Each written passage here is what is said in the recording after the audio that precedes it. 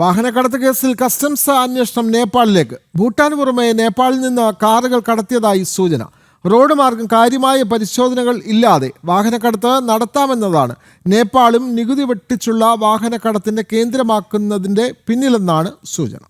ഭൂട്ടാൻ കേന്ദ്രീകരിച്ച് നീങ്ങിയ കസ്റ്റംസ് അന്വേഷണമാണ് നേപ്പാളിലേക്കും നീങ്ങുന്നത്. നേപ്പാളിൽ നിന്നും നികുതി വെട്ടിച്ചുള്ള വാഹനക്കടത്ത് നടന്നതായാണ് സൂചന. ഇത് സംബന്ധിച്ചും വിശദമായ മൊഴികൾ കസ്റ്റംസ് രേഖപ്പെടുത്തും. നികുതി വെട്ടിച്ച് വ്യാജരേഖകൾ ചമച്ച വാഹനങ്ങൾ കാര്യമായ പരിശോധനകളില്ലാതെ എത്തിക്കാമെന്ന സൗകര്യം ഉപയോഗപ്പെടുത്തിയാണ് കടത്ത്.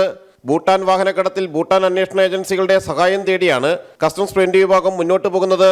കടത്തിയതെന്ന് സംശയിക്കുന്ന വാഹനങ്ങളുടെ വിവരങ്ങൾ കൈമാറിയിട്ടുണ്ട്.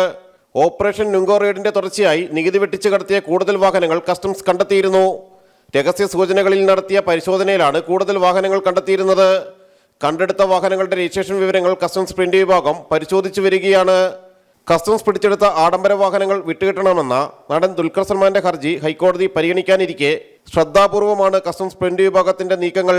നികുതി വെട്ടിച്ച് കടത്തിയ ചില വാഹനങ്ങൾ കേന്ദ്രീകരിച്ചുള്ള അന്വേഷണമാണ് നേപ്പാളിലേക്ക് കൂടി എത്തുന്നത്. ഇത് സംബന്ധിച്ച കൂടുതൽ വിശദാംശങ്ങൾ ശേഖരിച്ചു വരികയാണ് കസ്റ്റംസ് പ്രിവന്റീവ് വിഭാഗം. ജിജീഷ് കരുണാകരൻ, ജനം, കൊച്ചി.